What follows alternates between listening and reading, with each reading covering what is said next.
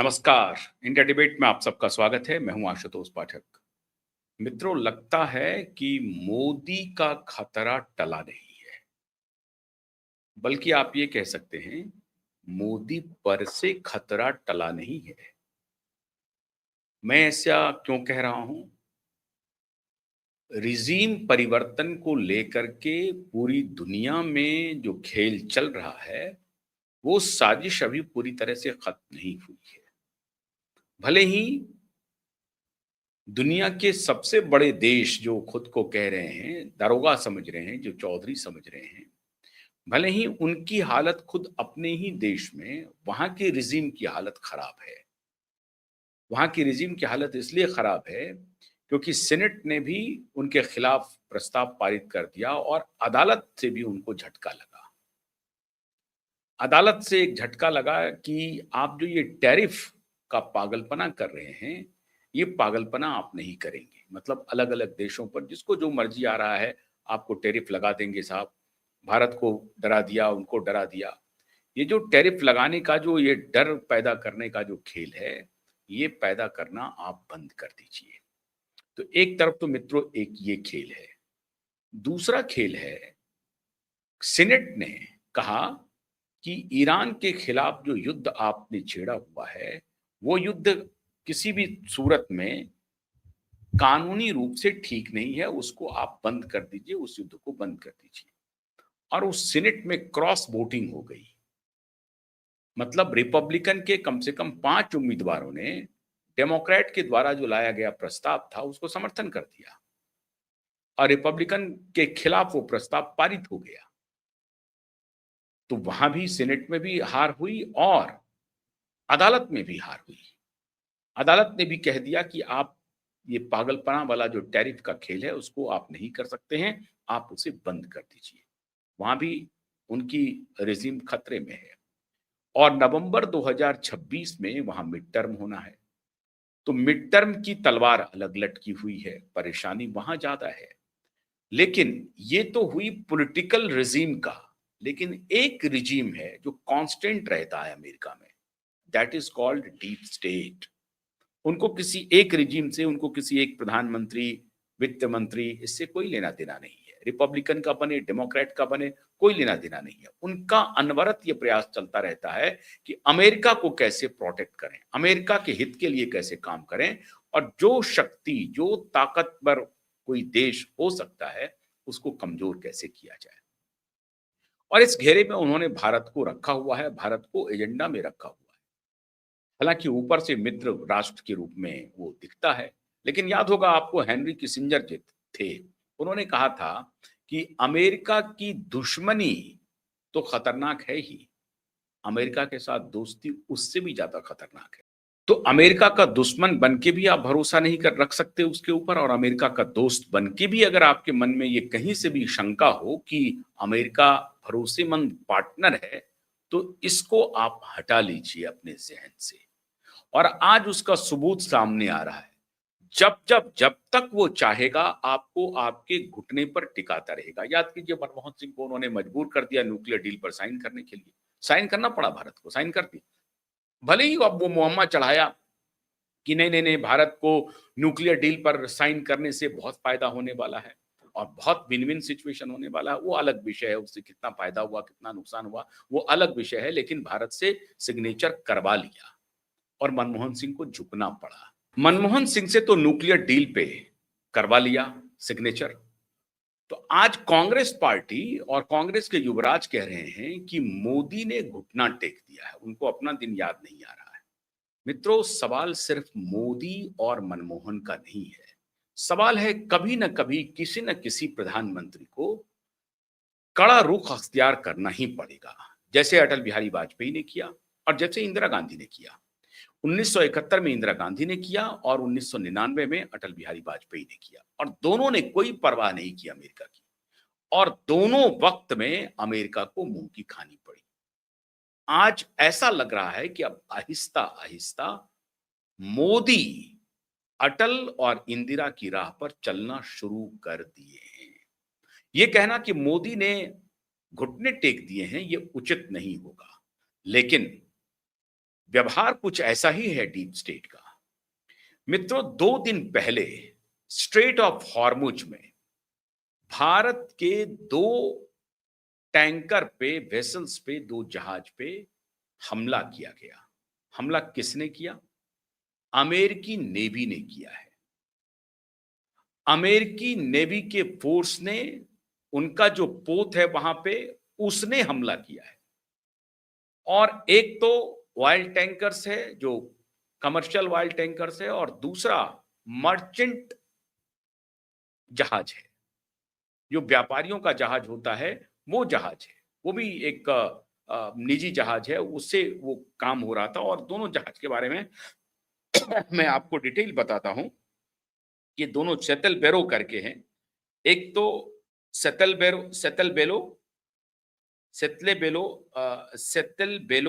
और दूसरा है पलाओ फ्लैग वेसल। ये दोनों वेसल्स के ऊपर, दोनों जहाज के ऊपर अमेरिकी नेवी ने हमला किया, और 24 घंटे के अंदर हमला हुआ है ये दोनों के ऊपर। और उसमें कई क्रू मेंबर्स के साथ जो आम इंपॉर्टेंट लोग हैं, वो लापता हैं या उनकी मौत हो गई है। कोई जानकारी नहीं मिल रही है।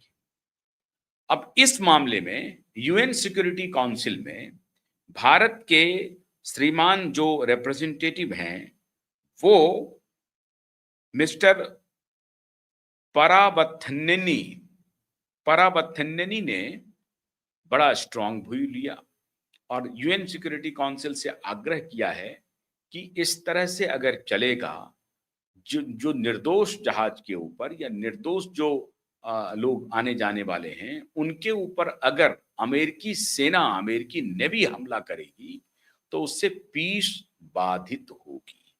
खैर, इन्होंने तो वहां पे कह दिया, लेकिन उसके पहले ये स्टेटमेंट तब आया जब भारत सरकार ने दिल्ली में जैसन मीक्स जो हैं, जो यूएस चार्ज हैं अफेयर्स, जो इंटरनेशनल अफेयर्स और इस सब के लिए जो चार्ज लिए हुए हैं, जैसन मीक्स, उनको भारत सरकार ने तलब किया और खरी खरी सुना दी कि ये खेल नहीं चलेगा। आप हमारे जहाज के ऊपर हमला करेंगे और हमारे लोगों की हत्या करेंगे, ये ठीक बात नहीं है। और इस बार तो हम आपको चेतावनी दे रहे हैं, आगे से फिर हमें जो करना होगा वो करेंगे। अब सवाल मित्रों ये है कि 2 जहाज के ऊपर अमेरिकी नेवी के द्वारा हमला किया जाना, ये कुसंयोग है या सोच समझ करके किया गया खेल है, किया गया षड्यंत्र है? ये इसलिए किया जा रहा है क्योंकि स्ट्रेट ऑफ हॉर्मुज से कोई भी जहाज अमेरिकी नेवी को पैसा दिए बगैर या उस स्ट्रेट ऑफ हॉर्मुज में उसको अब वो एक टेररिस्ट का अड्डा, ऑफिशियल अड्डा बनाना चाहता है अमेरिका। अमेरिका अपने नेवी को वहां पर डिप्लॉय कर रहा है और उस इलाके से जो कोई भी जहाज गुजर रहा है, उसको या तो चढ़ावा देने के लिए मजबूर करेगा या उसको डिसरप्ट करेगा, उसे आने जाने नहीं देगा। अब कहानी क्या है? ईरान को बदनाम करो, काम खुद करो। मतलब ये जलों में, समुद्र में गुंडे, समुद्र के लुटेरे के रूप में अमेरिकन नेवी काम कर रही है। समुद्री लुटेरे के रूप में। याद होगा आपको, सोमालियन लुटेरा आपको दिखता होगा, समुद्र में सोमालियन लुटेरा ने लूट लिया इस जहाज को, वहां पर हमला कर दिया।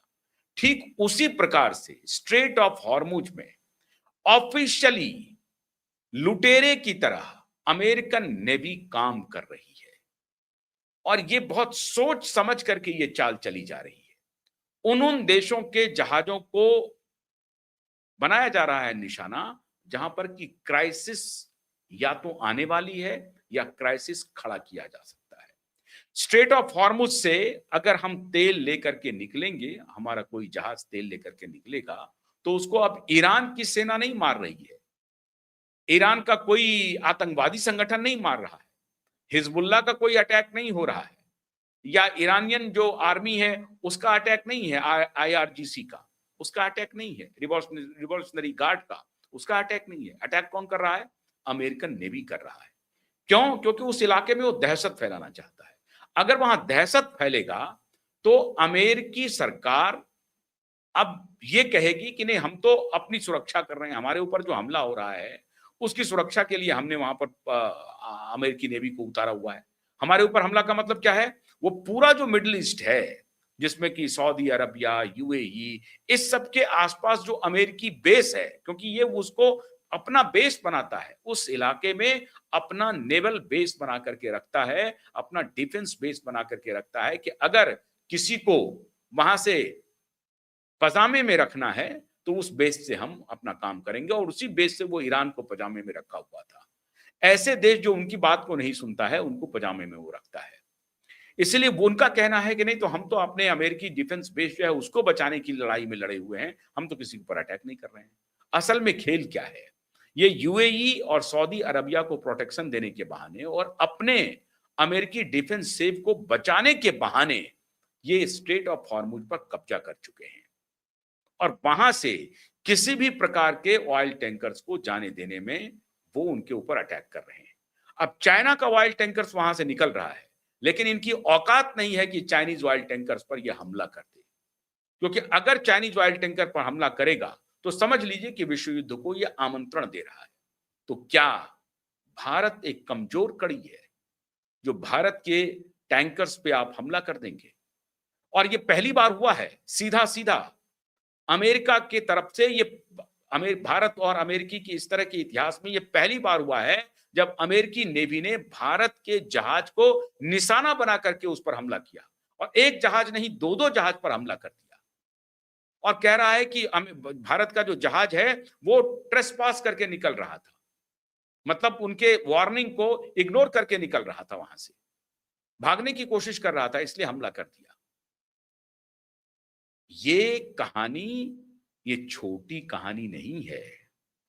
ये कहानी है कि भारत का अब कोई तेल का टैंकर स्ट्रेट ऑफ हॉर्मुज से नहीं आएगा। अभी तक जो भारत का टैंकर आ रहा था वो ईरानी सेना को या इसको जिसको तिसको मैनेज करके आ रहा था, लेकिन अब ईरानी आईआरजीसी का कोई हमला नहीं है, कोई हमला नहीं है। वो युद्ध को रोके, एक तरफ युद्ध विराम कह रहा है कि अमेरिका, इजराइल, ईरान के बीच में युद्ध विराम हो चुका है, एक तरफ ये भी कहा जा रहा है, और एक तरफ अपना ये जो यूएस नेवी है वो हमला करवा रहा है। इसलिए हमला करवा रहा है कि उस रास्ते को छोड़ो, आओ वेनेजुएला, वेनेजुएला से तेल खरीदो। वेनेजुएलियन प्रेसिडेंट अभी आई थी, प्रधानमंत्री अभी यहां पर आई थी, आगे गई हैं प्रधानमंत्री से मिल करके, ठीक है वेनेजुएला से खरीदेंगे। राम माधव ने अमेरिका में कहा कि जो जो अमेरिका कहता जा रहा है भारत मानता जा रहा है, ऐसी बात है नहीं, जो जो कहता जा रहा है मानता जा रहा है। लेकिन वेनेजुएला के प्रधानमंत्री से जब मुलाकात कर रहे हैं हमारे देश के प्रधानमंत्री, तो ये हो रहा है कि हाँ, हम वेनेजुएला से तेल खरीदने के लिए तैयार हैं। लेकिन ये तैयारी क्यों है? क्योंकि आपको हम मजबूर कर रहे हैं। नाम लग रहा है ईरान का और काम कर रहा है अमेरिका, गुंडागर्दी कर रहा है अमेरिका। एकदम साफ साफ स्पष्ट सामने से दिखाई पड़ रहा है कि अमेरिका गुंडागर्दी कर रहा है और भारत के साथ कर रहा है, सामने से वो दोस्त बन के कर रहा है।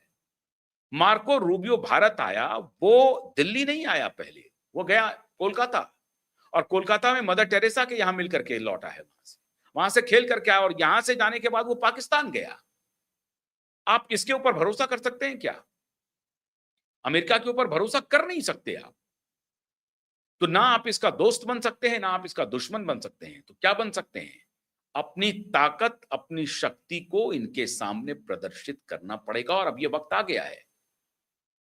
और उनका निशाना नरेंद्र मोदी है, और नरेंद्र मोदी को अगर ये बात समझ में नहीं आ रही है तो हम तो कुछ कह नहीं सकते। ऐसा है नहीं, नरेंद्र मोदी की खुफिया एजेंसी नहीं, उनको मालूम नहीं है, एनएसए को मालूम नहीं है, नरेंद्र मोदी को नहीं मालूम है, ये कहना बचकानी बात होगी।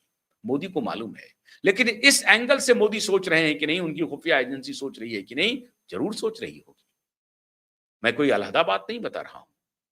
वो मजबूर कर रहा है भारत को कि भारत हमारे साथ हेड ऑन करे, या स्ट्रेट ऑफ हॉर्मुज का सपना छोड़ दे, यहां से तेल लेना बंद करे।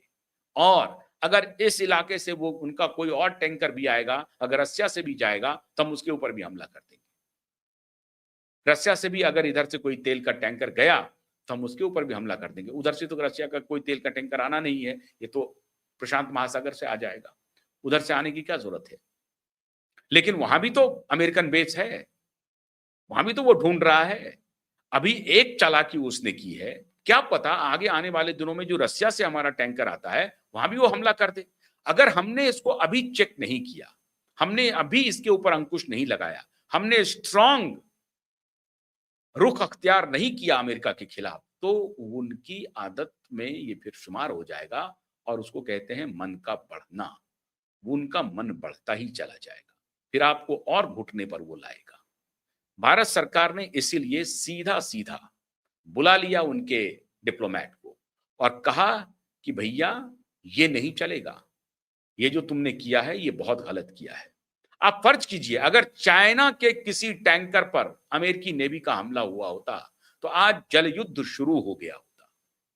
लेकिन भारत मौन है, भारत देख रहा है, भारत अपना स्ट्रांग ऑब्जेक्शन जता रहा है।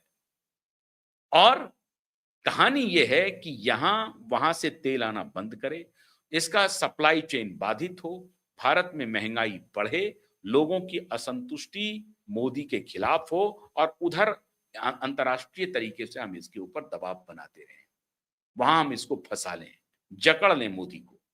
पूरा खेल रिजीम परिवर्तन का हो रहा है और इसीलिए राहुल गांधी कह रहे हैं कि 1 साल में मोदी की सरकार गिर जाएगी। कहां से आ रहा है? हालांकि राजीव गांधी के अब तक के जितने दावे हुए हैं सारे फेल हुए और इस तरह के जब दावे वो कर रहे हैं राहुल गांधी, तो राहुल गांधी लगातार अपने ही बात को फिर झुठला देते हैं। अभी तक जितनी बातें राहुल गांधी ने की, सारी बातें झूठी हुई। अब जो वो कह रहे हैं कि सरकार गिर जाएगी, तो वो क्यों कह रहे हैं? क्यों? क्योंकि क्या राहुल गांधी को अनुमान था कि स्ट्रेट ऑफ हॉर्मुज में अमेरिकी navy and naval force Bharat के 2 जहाजों पर हमला करने वाला है?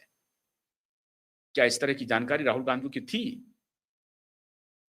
क्या इस तरह की जानकारी है कि सप्लाई चेन भारत का डिसरप्ट किया जा रहा है और स्ट्रैटेजिकली डेलिबरेटली किया जा रहा है? ये डेलिबरेट अटेम्प्ट है अमेरिका का।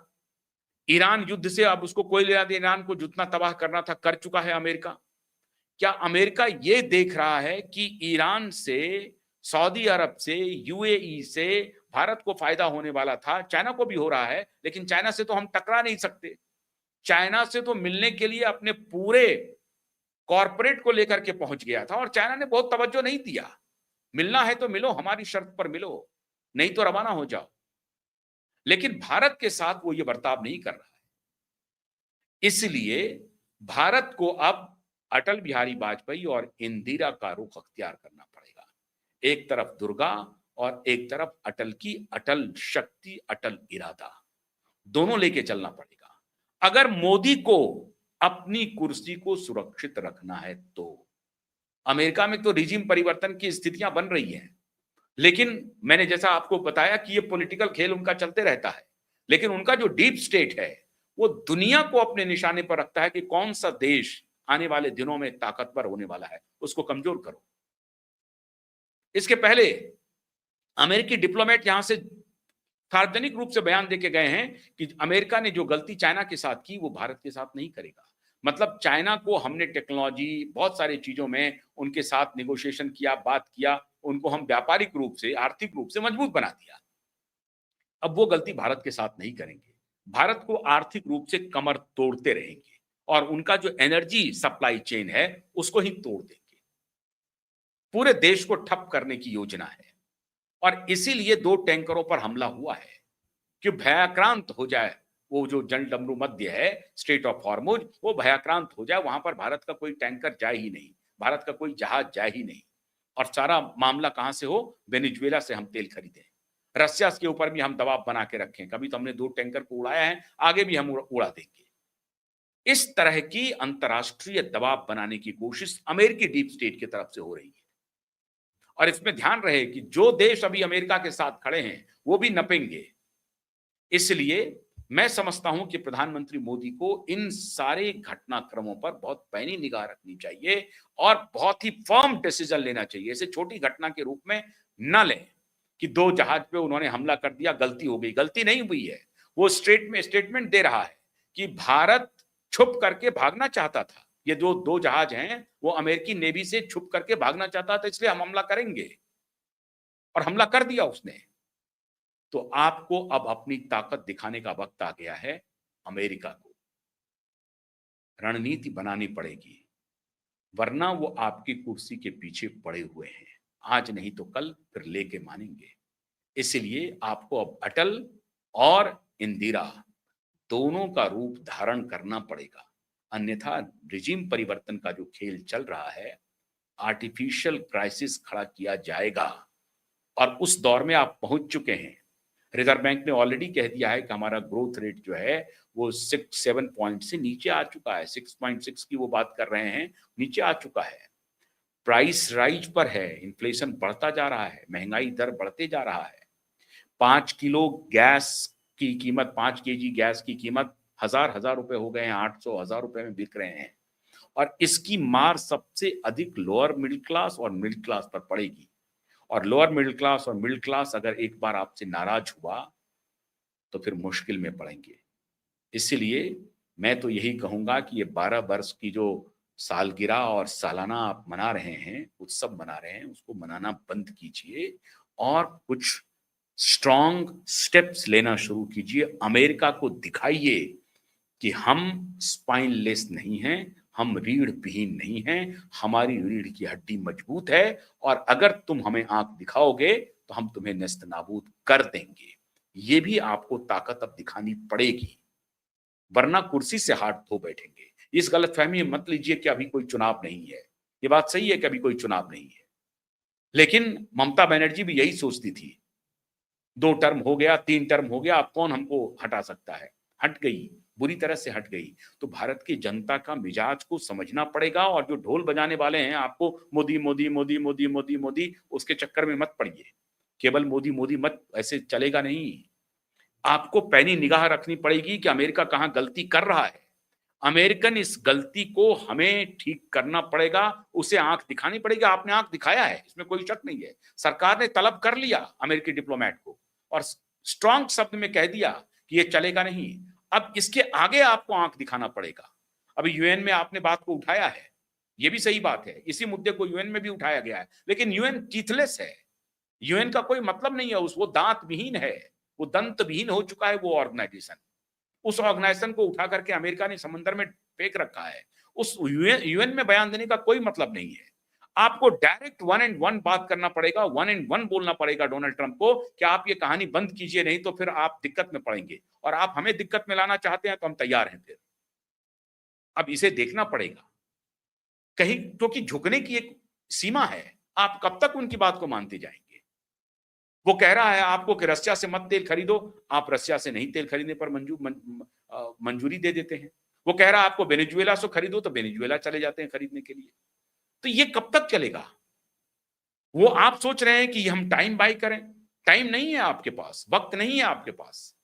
वक्त का मतलब है कि ऐसा भयाक्रांत स्थिति नहीं है, लेकिन वो भयाक्रांत स्थिति हो सकती है और भयाक्रांत स्थिति आपको यहां से नहीं आने वाली है। एक और कहानी होने वाली है, उस पर एक अलग से वीडियो बनाऊंगा। वो कहानी आ रही है जापान से, इकोनॉमिक मेल्टडाउन की खबर वो जापान से आ रही है और उसका कास्केडिंग इंपैक्ट होगा, सारे स्टॉक एक्सचेंज पर होगा, पूरी इकोनॉमी पर होगा। जो जापान से चौंकाने वाली और डराने वाली खबर आ रही है, उस पर मैं अलग से विस्तार से बताऊंगा।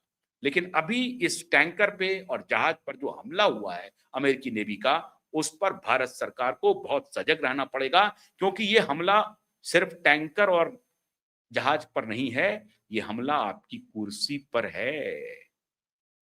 उसकी नजर आपकी कुर्सी पर है, आपको डिस्टेबलाइज करने पर है। क्राइसिस का दौर कि में हम लोग ऑलरेडी प्रवेश कर चुके हैं। जितना जल्दी हम लोग फॉर्म होंगे, उतना वो रास्ते आप पर आएगा। क्यों? क्योंकि डोनाल्ड ट्रंप अभी रॉन्ग विकेट पर खड़ा है। उनको अदालत ने झटका दिया, सीनेट ने झटका दिया और अब 4-5 महीने के बाद, 4 महीने के बाद वो मिड टर्म के टर्मोइल में घुसने वाले हैं। तो वो टर्बुलेंस में अभी घुसने वाले हैं। यही मौका है जब आप आँख दिखाना शुरू कीजिए और अपनी शर्तों पर उनको लाना शुरू कर दीजिए, क्योंकि वो अभी बैकफुट पर हैं।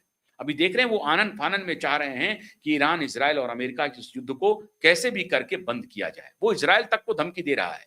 वो नेतन्याहू को गाली दे रहे हैं। वो ब्लडी एस बोल रहे हैं उनको कि you will be behind the bar, तुम जेल में होगे अगर मेरी बात नहीं सुने तो। नेतन्याहू को धमकी दे रहे हैं। नेतन्याहू के ऊपर आरोप लगा रहे हैं कि मोसाद अमेरिकी गवर्नेंस का और डोनाल्ड ट्रंप का स्पाइंग कर रहा है, बिल्कुल कर रहा है। कोई छिपी हुई बात नहीं है। मोसाद के जासूस ट्रंप के साथ हैं, वो जासूसी कर रहा है। तो उस दोनों के बीच में भी तकरार बढ़ रहा है।